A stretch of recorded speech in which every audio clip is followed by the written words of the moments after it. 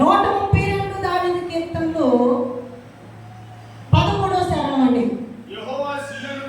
యెహోవా సియోనును ఏర్పరచుకుని ఉన్నాడు, తనకు నివాస స్థలముగా దానిని కోరుకుని ఉన్నాడు. చాలండి, ప్రార్థన చేసుకుందాం.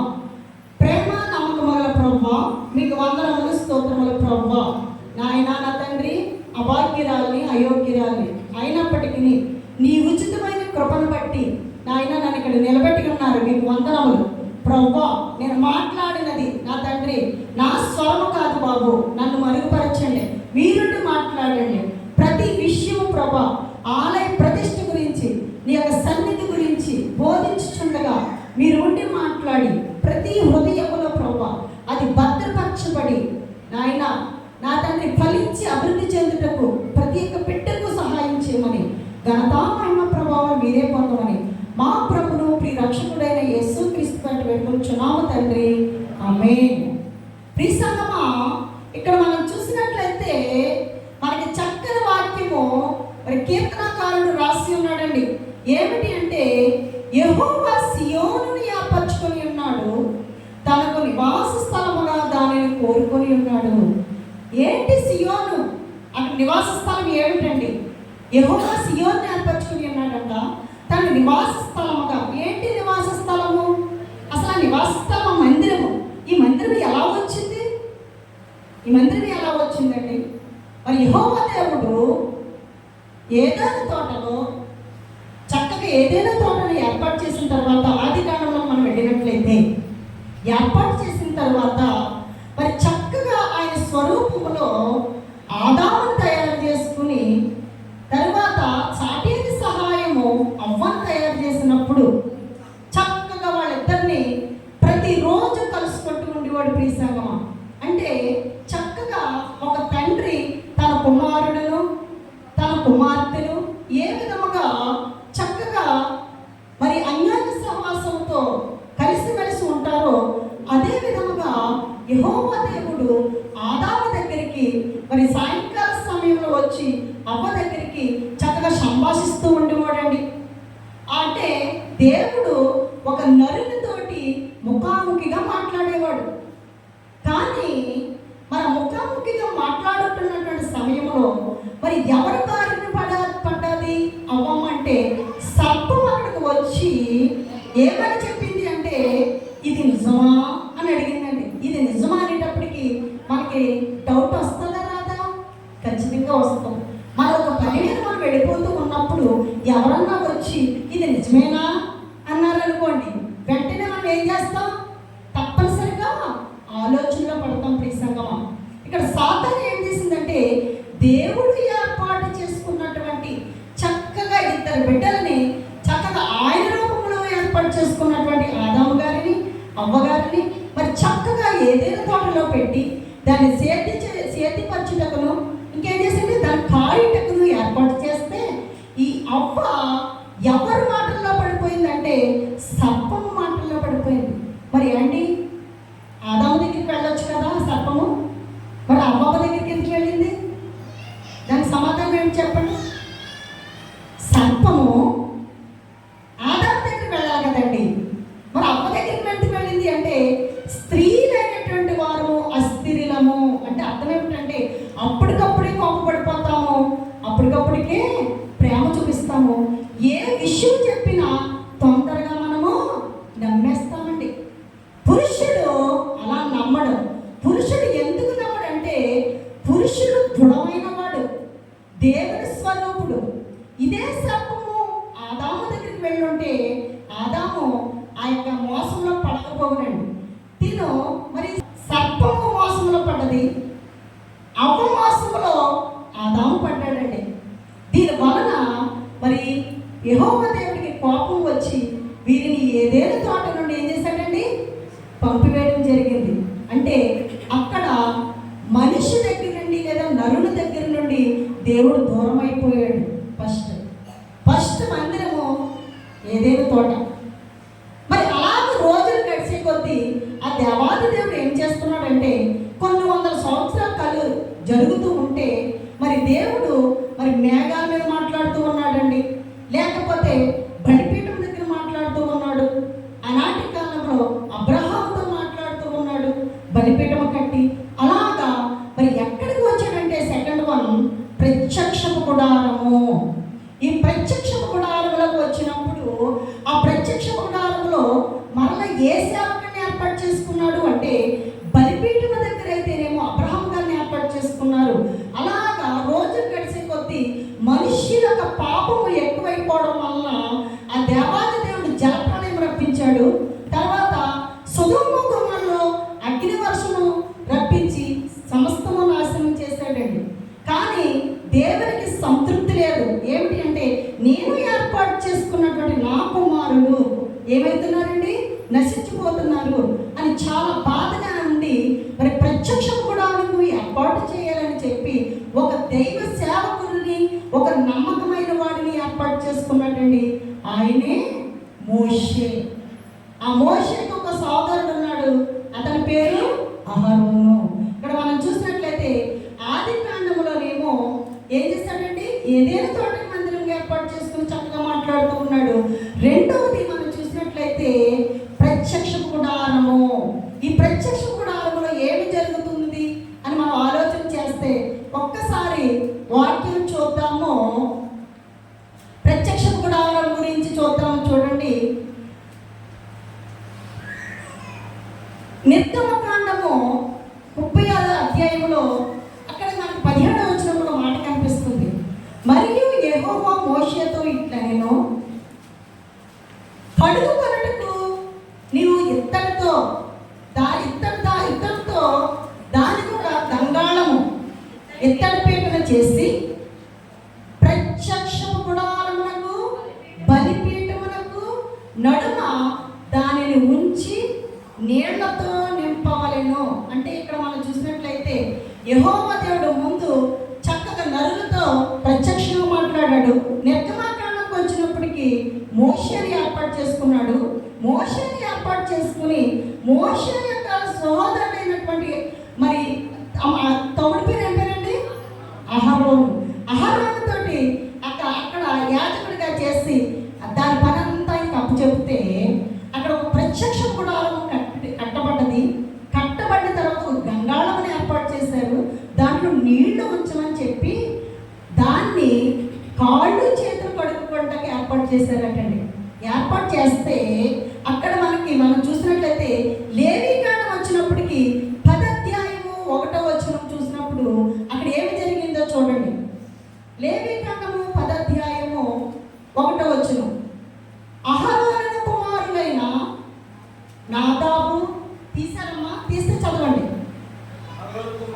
అహరోను కుమారులైన నాదాబు, అబీహులు తమ తమ ధూపార్తులను తీసి వాటిలో నిప్పుంచి వాటి మీద ధూప ద్రవ్యమును వేసి యెహోవా తమ ఆజ్ఞాపింపని వేరొక అగ్నిని ఆయన సన్నిధిని తేగా యెహోవా సన్నిధి నుండి అగ్ని బయలుదేరి వారిని కాల్చివేసెను.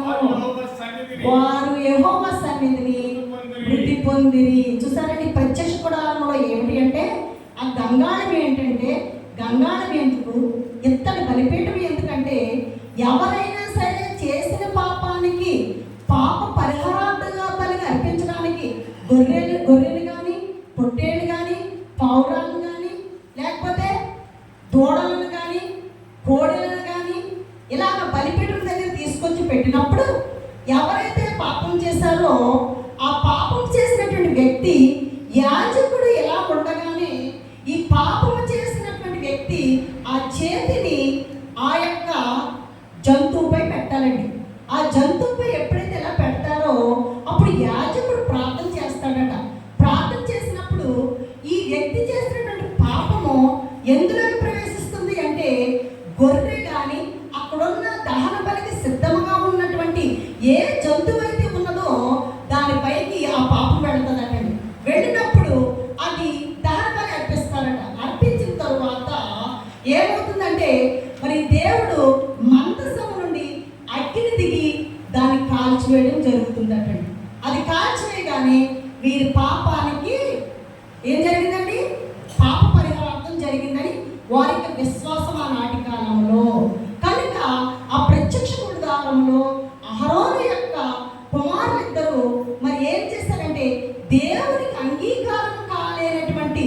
దేవుడు ఆజ్ఞాపింపలేనటువంటి పని చేసి ఆ అగ్నిని తీసుకొచ్చినప్పుడు దహన బలిని కాల్చాలనుకున్నప్పుడు దేవుడి అగ్ని దిగి వారిద్దరు ఏం చేసిందండి? కాల్చి వేసింది.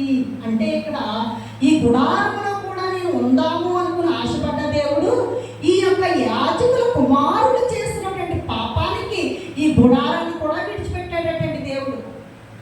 విడిచిపెట్టి ఏంటి పరిస్థితి? అక్కడ ఏదైనా తోటలో నా కుమారుని ఏర్పాటు చేసుకున్నాం, అక్కడ నేను వారిని పెట్టి ఉండలేకపోయాను.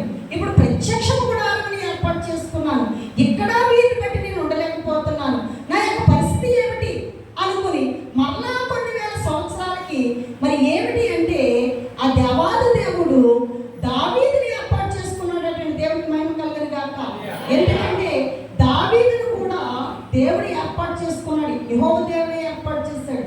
అయితే దావీదును దేవుడు రాజుగా చేసి అక్కడ మరి ఒక మందిరం కట్టాలని ఆశపడినప్పుడు అనేక చోట సామాగ్రి, బంగారం ఏమిటి, వెండిని ఏమిటి, ఇవన్నీ సమకూర్చుకున్న తర్వాత ఏంటంటే ఈ దేవాలయం కట్టాలనుకున్నప్పుడు యెహోవా దేవుడు ఎవరితో మాట్లాడాడంటే, నీవు దేవాలయం కట్టడానికి వీలు లేదు. మరి ఎవరు కట్టాలి అంటే నాకు నీ కుమారుడైనటువంటి సొలొమోను కట్టాలి అని చెప్పి సొలొమోనుని ఏర్పాటు చేస్తే ఆయన ఆ దేవాలయాలను కట్టడం ప్రారంభించాడు.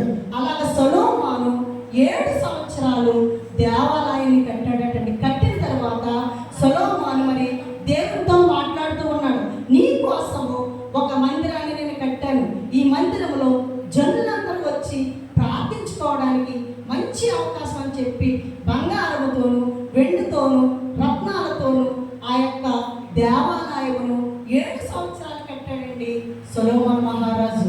అయితే ఈ దేవాలయము ఎక్కడ కట్టాడంటే యెరూషలేములో కట్టాడు. ఇదే మనము యెహోవా సియోను అని మనం చెప్పుకుంటున్నటువంటి ప్రాంతం. దేవుని మహిమ కలుగును గాక.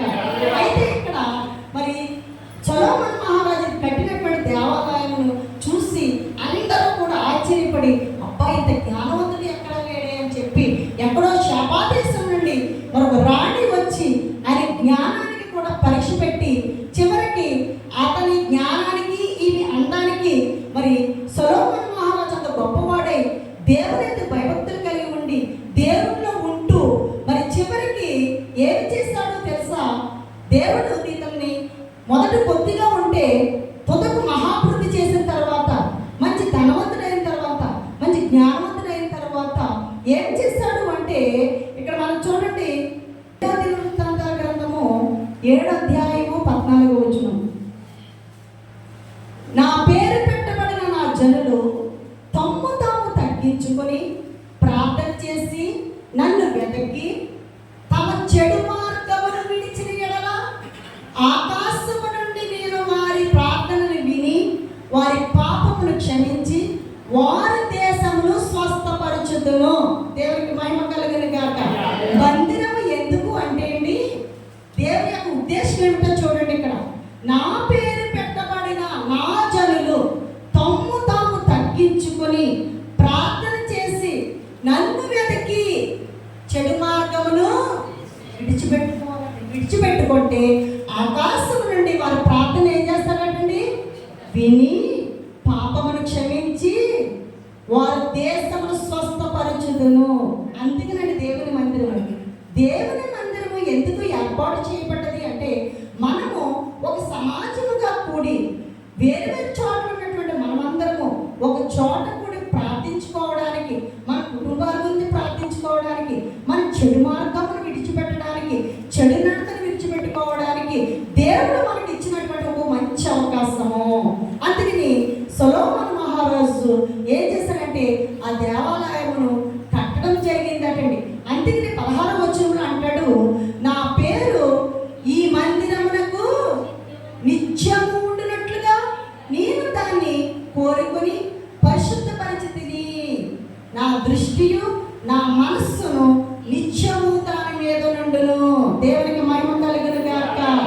ఈ మందిరము ఎందుకు అంటే కారణం ఏమిటి అంటే, ఆయన నా పేరు ఈ మందిరమునకు నిత్యము ఉండినట్లు నేను దాన్ని ఏం చేస్తానంటే కోరుకొని పరిశుద్ధ దేవుడు పరిశుద్ధపరిచాడండి.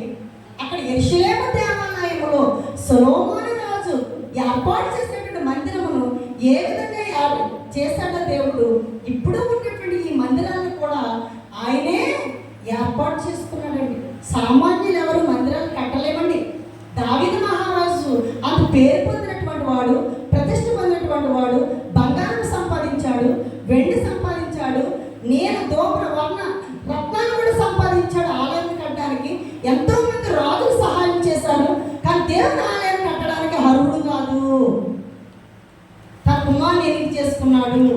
కానీ తన కుమారుడేమో 7 సంవత్సరాలు కట్టాడు. దీన్ని కట్టి మరి కట్టినప్పుడు అందరూ తను మెచ్చుకుంటూ ఉంటే దేశ దేశాల నుంచి తన జ్ఞానాన్ని మరి చెకప్ చేయడానికి వస్తూ ఉంటే ఈయన అనుకున్నాడంట, నేను చాలా జ్ఞానవంతుడని చెప్పి ఇతను తనకు ఉన్నటువంటి తెలివిని బట్టి కామాతృత గలవాడై ఏం చేశాడంటే దేవుడు ఆశీర్వదించిన తర్వాత పాపం చాలా ఒక పొరపాటు చేశాడంటండి. ఒక రాజు, ఒక దైవజనుడు, దేవుడు ఏర్పాటు చేసినటువంటి వ్యక్తి, దేవుడిని మొదటి స్థితి కంటే నీ యొక్క కడపటి స్థితి మహాభివృద్ధి చేసినటువంటి దేవుడిని మరిచి ఏం చేశాడో చూడండి. మొదటి రాజుల గ్రంథము 11వ అధ్యాయము 1వ వచనము 2వ వచనము ఎవరైనా చదివి వినిపించినామా? నేను సొంతంగా చెప్పడం కాదు, కానీ దేవుని వాక్యము దీని ఎందుకు అంటే దేవుని ఆలయంలో మనం ఉంటూ దేవుడు ఏం చెప్తున్నాడంటే మీ చెడు నడతను విడిచిపెట్టుకోమంటున్నాడు. ఇక్కడ సొలొమోను మహారాజు చెడు నడత లేనివాడుగా ఉన్నాడు.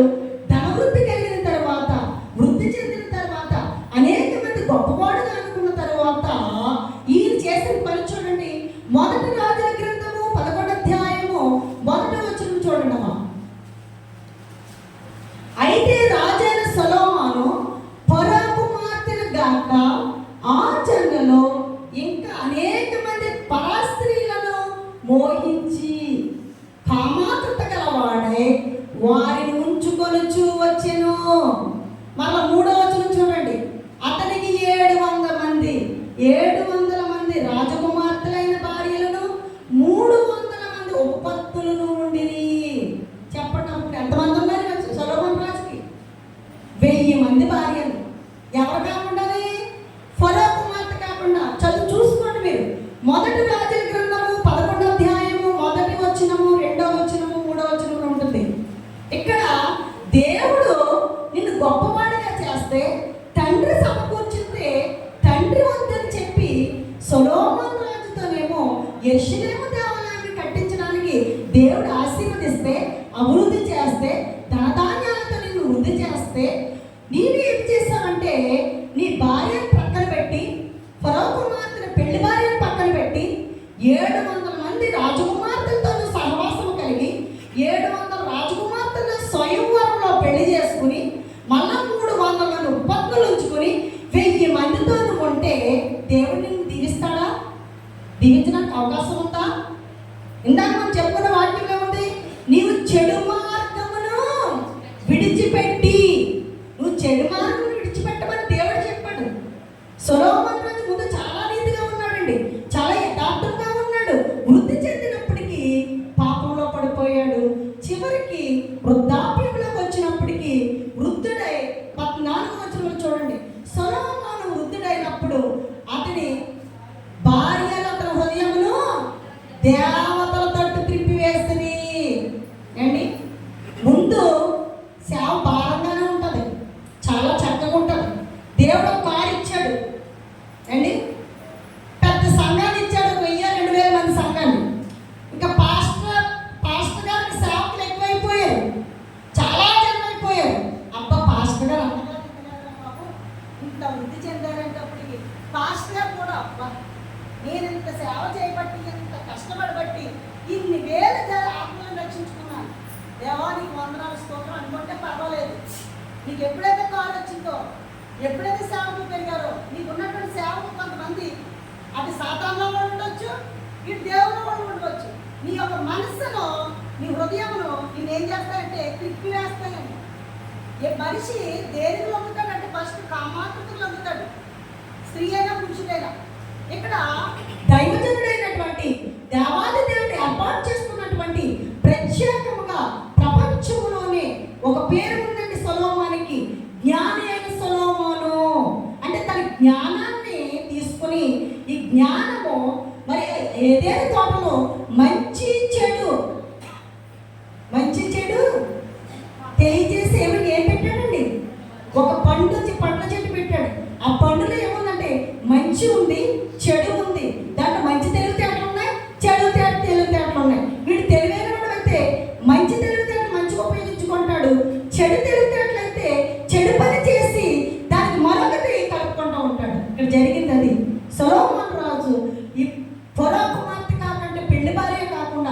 700 మంది రాజకుమార్తెలు పెళ్లి చేసుకున్నాడు. 300 మంది ఒప్పందులు. అంటే దేవుడు అతని దగ్గర నుండి ఏం చేశాడంటే తొలగిపోయాడటండి. సొలొమోను యెహోవా దృష్టికి చెడునట్టు నడిచినందున ఏం చేశాడు, దేవుడు తన హృదయమును దగ్గర నుండి తొలగిపోయాడట. ఇక్కడ బాధపడ్డాడటండి దేవుడు. ఎక్కడ ఏదైనా తోటలోనేమో ఆదాము చేసిన తప్పుకు బాధపడ్డాడట, అవ్వం చేసిన బాధకి. ప్రత్యక్ష గుడారములోనేమో ఒక దైవజనుడు కుమారులు చేసినటువంటి తప్పుకి బాధపడ్డాడటండి. అంటే ఇప్పుడు ఏదైనా తోటలో ఉండలేకపోయాము నేను మనుషులతోటి. ప్రత్యక్ష గుడారంలో ఏర్పాటు చేసుకుని దైవజనులతో ఉండలేకపోయానే. నేను ఏర్పాటు చేసుకున్నటువంటి ఒక మంచి రాజు, మంచి యాజకుడు, మంచి సేవకుడు అయినటువంటి సొలొమోను కూడా ఎంత పని చేశాడని చాలా దుఃఖించాడటండి. చివరికి ఇక చేసే పని ఏంటంటే ఫస్ట్ తోట నుండి దేవుడు తొలగిపోయాడు మనిషి నుండి. సెకండ్ వన్ ప్రత్యక్ష గుడారం నుండి తొలగిపోయాడు. మూడోది మరి ప్రపంచంలోనే క్రైస్తవులందరికీ అత్యున్నతమైనటువంటి ఒక గొప్పగా చెప్పుకున్నటువంటి యెరూషలేము పట్టణమైనటువంటి ఆ దేవాలయం నుండి ఆయన కూడా తొలగాడండి. అందుకని ఈనాటి కూడా యెరూషలేము దేవాలయం లేదు అక్కడ. అది కట్టబడాలంటే రెండో మాట వస్తుంది అనమాట. అంటే అంత గొప్ప మందిరాన్ని కట్టుకున్నప్పుడు మరి దేవుడు చెప్పింది ఏంటి, మీరు చెడునర్థం అనుకోండి. అంటే మనుషులు చేసే పని ఏంటంటే దేవుడు వృద్ధి చేసే వరకు ఒకలాగా ఉంటున్నాం. వృద్ధి అయిన తర్వాత, అభివృద్ధి చెందిన తర్వాత మళ్ళీ సాతాను గరికలు చేసి మనం ఏం చేస్తున్నామంటే చెడునడతలో మునిగిపోతున్నాం. అంటే 3 చోట్ల దేవుడు మానవుడి నుంచి తప్పుకున్నాడు. ఇంకా దేవుడు ఆలోచించాడు, ఇలా కాదు, ఈ యొక్క పాపము చేసినటువంటి వారికి మరి నేను రక్షణ కల్పించాలి అంటే ఇంకా నా కుమారుడిని నేను ఈ లోకములకు పంపించాలి. దీని ముందే ఒక ప్రణాళిక ఉందండి. ఆదికాండములోనే 3:15 ఉన్నదంటే శపించేటప్పుడే నీకును స్త్రీకిని ఆమె సంతానమునకును నీ సంతానమునకును వైరం కలుగజేసింది. అంటే స్త్రీ సంతానం అనగా యేసు ప్రభువు వారు. మనందరూ కూడా పురుషుల సంతానం. పురుషుని కలిగి ఉంటేనే మనకు జీవం ఉంది మనకి. మరి యేసు ప్రభువు వారు స్త్రీ సంతానం, పురుషుని యొక్క కలిగి లేదు. ఆ ప్రణాళిక నెరవేర్చడానికి ఏదైనా తోట నుండి ఆదాముని ఎప్పుడైతే వెళ్ళగొట్టాడో మరి యెహోవా దేవుడు ఏమిటి అంటే ఇంకా తను నరుల హృదయము ఎప్పుడు చెడ్డదే, వీరి ఆయుష్ మరి 100 కొద్ది ఉండేది. ఇటువంటి దాన్ని మరి 120 చేశాడు. తర్వాత 80, 70, ఇంకా ప్రస్తుతం ఇప్పుడైతే 40, 50. అంటే దీనివల్ల ఏమిటంటే పాపము పెరిగిపోయింది. కనుక నా కుమారుడిని ఈ లోకానికి పంపిస్తానని చెప్పి యేసు ప్రభువుని లోకానికి ఒక కన్య మరి గర్భాన్ని ధరించాలని హెబ్రీ పత్రికలు అంటాడు మనకి. యేసు ప్రభువుకు సాక్ష్యం ఇస్తున్నాడు, నాకు ఈ లోకానికి నేను రావడానికి నాకు ఒక శరీరం అమర్చితివి. యెహోవా దేవుడు మరియ గారిని ఒక శరీరముగా అమర్చి అందులో ఈయన ప్రవేశించి ఈయన మనకి ఇక్కడ పుట్టి మరి మన కోసం, నీ కోసం, నా కోసం ఆయన ఏం చేశాడండి, ప్రాణాలు అర్పించి పవిత్రమైన రక్తమును మరి కార్చాడు. దహన బలులు కానీ ప్రత్యక్ష గుడారంలో బలులు కానీ ఏమి లేకుండా నిజమైనటువంటి రక్తమును అర్పిస్తే ఇప్పుడైనా నాకు మనశ్శాంతి ఉంటుంది. తోటలో ఉండలేకపోయాను అంటే ఏదో తోటలో ఉండలేకపోయాను, ప్రత్యక్ష గుడారంలో ఉండలేకపోయాను అండి, దేవుని మందిరంలోనే ఉండలేకపోయాను. ఇప్పుడు ఎవరి మందిరంలో ఉండాలని ఆశపడుతున్నాడు చూడండి. 1 కొరింథీయులకు రాసిన పత్రిక 3:16 అండి. 1 కొరింథీయులకు రాసిన పత్రిక 3:16.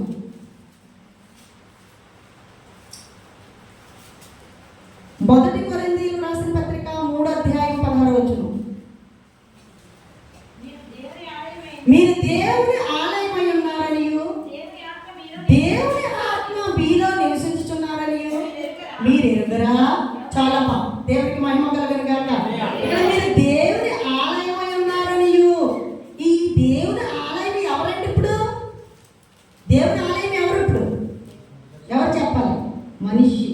మనిషి యొక్క హృదయము ఏంటంటే మరి ఫస్ట్ నుంచి కూడా తల్లడిల్లిపోవడం వల్ల, బాధపడడం వల్ల, వేదన చెందడం వల్ల మరి మనిషిని కాపాడుకోవడానికి తన కుమారుడి లోకాన్ని పంపించిన తర్వాత ఆయన చనిపోయి తిరిగి లేపబడి ఆరోహణమైన తర్వాత ఒక ఆదరణకర్తను ఆయన పంపించినప్పుడు మరి పరిశుద్ధాత్మ దేవుడు మన దగ్గర ఉన్నప్పుడు, ఈ పరిశుద్ధాత్మ దేవుడు మన దగ్గరికి ప్రవేశించినప్పుడు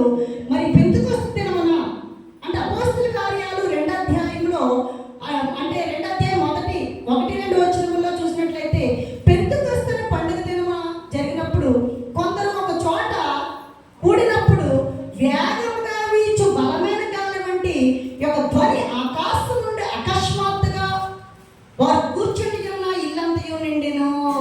అందరూ పరిశుద్ధాత్మతో నిండుకొనిన వారే ఆ ఆత్మ వారికి వాక్శక్తిని అనుగ్రహించిన కొలది వారు అన్య భాషతో మాట్లాడతారు. అంటే ఇక్కడ యేసు ప్రభువు వారు ఈ లోకం నుండి వెళ్ళిపోయిన తర్వాత ఒక ఆదరణకర్తను పంపించిన తర్వాత పరిశుద్ధాత్మ దేవుడు మన దగ్గర నివసిస్తూ ఉన్నప్పుడు మరి పెంతెకొస్తు దినమున ఆ పరిశుద్ధాత్మ శక్తి ఇలా కూర్చుంటున్న వారిపై వచ్చినప్పుడు ఆత్మతో మాట్లాడినప్పుడు అప్పుడు అందరూ కూడా వారు మాట్లాడుతూ ఉన్నారంటే అప్పటి నుంచి దేవుని యొక్క పరిశుద్ధాత్మ శక్తి ఎవరిలో ఉందంటే మన హృదయాల్లో ఉంది. దేవునికి మహిమ కలుగును గాక. ఇప్పుడు చెప్పండి, ఆలయాలు రెండు రకాలు. ఇప్పుడు మన హృదయము కాలయం అంటున్నాడు దేవుడు, మరి ఇది ఒక ఆలయం అంటున్నాం. జాగ్రత్తగా ఆలోచించండి. ఇక్కడ తోటలో ఏదైనా తోటలో ఉండలేకపోయాడు యెహోవా దేవుడు. ప్రత్యక్ష గుడారంలో పాపం జరిగిందని ఉండలేకపోయాడు. సొలొమోను ఏర్పాటు చేసినట్టు యెరూషలేము దేవాలయంలోనూ ఉండలేకపోయాడు. మరి చివరికి ఎక్కడ ఉండాలని ఆశపడ్డాడండి ప్రియ సంగమా? మన హృదయాలలో. దేవుడికి మహిమ కలుగును గాక. మరి మీరు అనొచ్చు, మన హృదయాల్లో దేవుడు ఉన్నప్పుడు ఈ ఆలయం ఎందుకండి? అనవసరంగా కూడా డబ్బు ఖర్చు పెట్టాం, మేము అనవసరంగా ఇక్కడ వచ్చి కూర్చోన్నాం, మాకు పని పాట లేదా అని మీరు అనుకుంటున్నారా? కానీ ఇది ఎందుకంటే ఈ ఆలయము మనమందరం అంటే ఇక్కడ స్థిరముగా ఉన్నటువంటి ఆలయం అండి ఇది. ఈ స్థిరమైనటువంటి ఆలయంలో ఆ దేవాది దేవుడు ఈ బలిపీఠము దగ్గర ఉన్నట్టు మనకు రుజువున్నది. యెషయా గ్రంథము 6వ అధ్యాయంలో ఆ బలిపీఠం దగ్గర ఏముంటుందో మీరు ఒకసారి గమనించండి. యెషయా గ్రంథము 6వ అధ్యాయము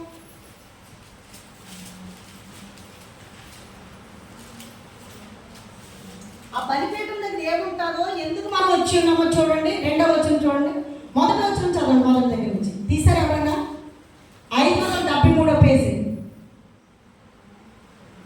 రాజైన ఉజ్జియా వృద్ధిగొందిన సంవత్సరమున అత్యున్నతమైన సింహాసనం అందు ప్రభువు ఆసీనుడై ఉండగా నేను చూచితిని. ఆయన చొక్కాయి అంచులు దేవాలయం నిండుకొనెను. దేవునికి మహిమ కలుగును గాక. ఏమున్నాయంటే దేవాలయంలో ఏమున్నాయి చెప్పండి సారి? దేవాలయంలో ఏమున్నాయి? అక్కడ చదివాను కదండి. ఇప్పుడు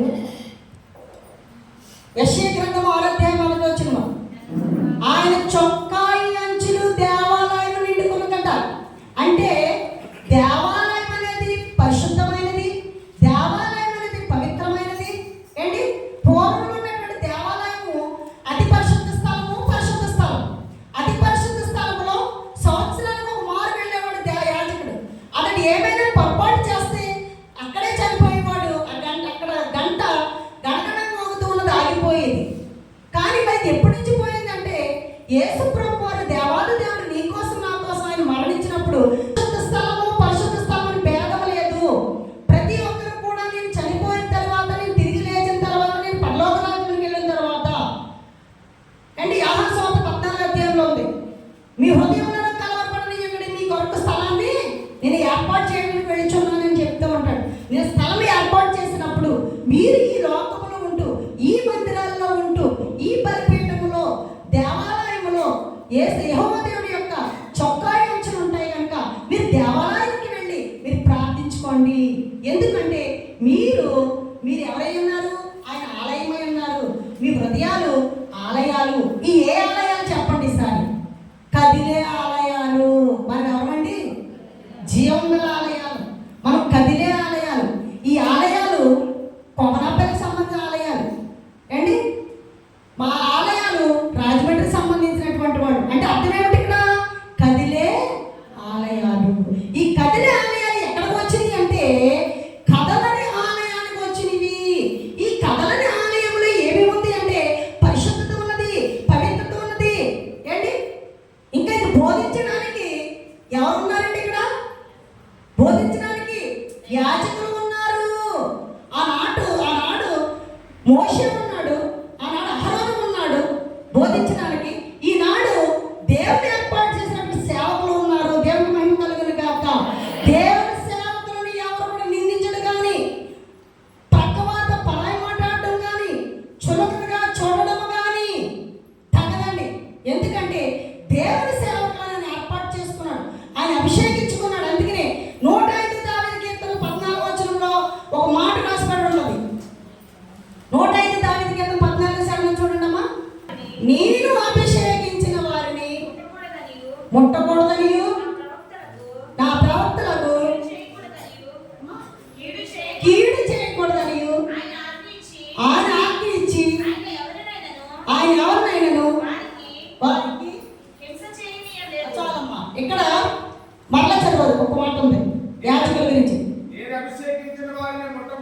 నేను అభిషేకించిన వారిని ముట్టకూడదని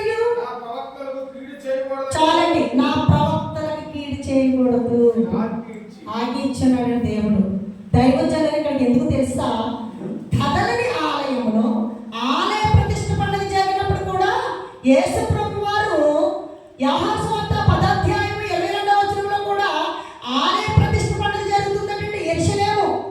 ఈ రోజు మీ యొక్క వీర్యాల ఆలయ ప్రతిష్ఠ పండుగ చేసుకుంటున్నారు. యెరూషలేము దేవాలయంలో సొలొమోను కట్టించిన దేవాలయంలో యేసు ప్రభు వారు అక్కడికి వెళ్ళారట. వెళ్ళినప్పుడు చలికాలం పట్టినది. చలికాలం అయితే అవి ఇక్కడ ఆయన తిరుగులాడుతూ ఉన్నారంటే యేసు ప్రభు వారు ఈ ఆలయాన్ని. మరి అక్కడ ఉన్నటువంటి నిజమైనటువంటి గొర్రెలు ఎక్కడ ఉన్నాయి, నిజమైనటువంటి ఆత్మీయ బిడ్డలు ఎక్కడ ఉన్నారని ఆయన ఆలోచించుకొని చుండగా కొంతమంది వచ్చి ఆయన అడుగుతూ ఉన్నారు, ప్రశ్నిస్తూ ఉన్నారు. కానీ ఇక్కడ ఆలయ ప్రతిష్ఠ పండుగ యెరూషలేములో జరుగుచుండెను. అది శీతాకాలము. అది అప్పుడు యేసు సొలొమోను మండపంలో కూర్చి తిరుగులాడుతున్నాడట. ఎందుకు చాలండి, ఎందుకు అంటే ఇక్కడ ఆత్మీయమైనటువంటి బిడ్డలు లేరు, అక్కడ నిజమైన రక్షణ లేదు. కానీ మందిరం ఎలా ఉండాలి అంటే ఎవరైతే ఆయన ఆలయమై ఉన్నారో, మరి ఎవరైతే ఆయన ప్రతిష్ఠించుకున్నారో, ఎవరైతే రక్షణ పొంది ఉన్నామో, ఎవరైతే బాప్తిజం తీసుకుని ఉన్నామో, ఎవరైతే చెడుగంట విడిచిపెట్టుకుని ఉన్నామో, ఎవరైతే ప్రార్థించిన వారిగా ఉన్నామో వారు దేవుని సన్నిధికి వచ్చి ప్రార్థన చేయాలి. చాలా మంది అంటారు, ఏ ఆత్మాల ప్రార్థన కంటే ఇంటిగా చేసుకోలేడు అంటారంట కొంతమంది పురుషులు. ఇంటి దగ్గర పరిశుద్ధ ఆలయం అంత పవిత్రమైనటువంటి ఇల్లు ఉండదండి.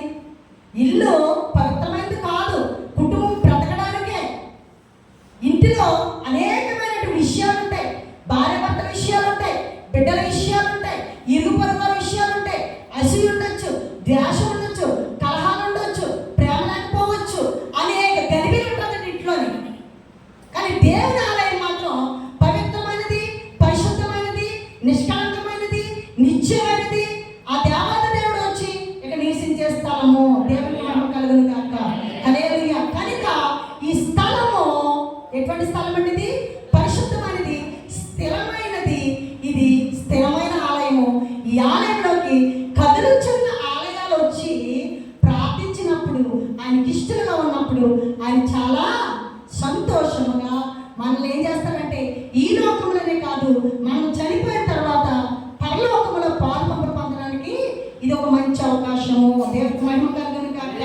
ఈ ఆలయంలో మనకు ఆయన తెచ్చాడు, ఈయన తెచ్చాడు మనం అనుకుంటున్నాం. కానీ నిజమైన ఆలయము మన హృదయము. మనము ఆయనలో జీవిస్తే మనం ఎలా ఉంటామంటే, 1 కొరింథీయులకు రాసిన పత్రిక 14 అధ్యాయంలో మాట కనిపిస్తుంది చూడండి, 15 వచనం. 155 పేజీ అండి. కాబట్టి ఆత్మతో ప్రార్థన చేతును, మనసుతోనూ ప్రార్థన చేతును, ఆత్మతో పాడుదును, మనసుతో పాడుదును. దేవుని మహిమ కలుగును గాక. కదిలే దేవాలయాలు లేదా కదిలే ఆలయాలు మనస్సుతోటి ఏంటి ఆత్మతోనే జీవిస్తేనే దేవునికి అంగీకారం అవుతాం. ఈ కదిలే ఆలయాలన్నీ వచ్చి కదలని ఆలయాల్లో ఉంటే ఇది అభివృద్ధి చెందడానికి అవకాశం ఏర్పడుతుంది. కనుక మనము ఈ రోజు ఆలయ ప్రతిష్ఠ పండుగ జరుపుకుంటున్నాము. కనుక మరి ఇది కట్టి 4 నుండి 5 వరకు వెళ్ళి 5వ సంవత్సరంలో ప్రవేశించామన్నాం.